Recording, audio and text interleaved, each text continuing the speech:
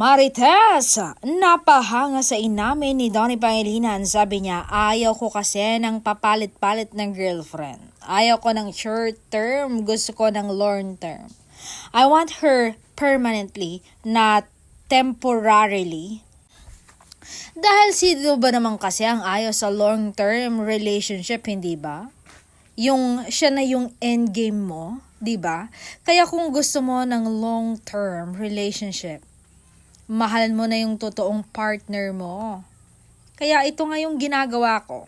Be patient at magpakatotoo ka palagi sa kanya. Dapat ang mindset mo, hindi mo lang siya basta GF or BF. Dapat nakikita mo rin siya as your future wife, husband, yung ganon. Kasi ba't ka pa magjojowa kung happiness lang hanap mo? Love is unconditional, walang perfect relationship, kaya much better na kahit maraming problema, mas pinipili nyo mag-grow together and learn for all lesson.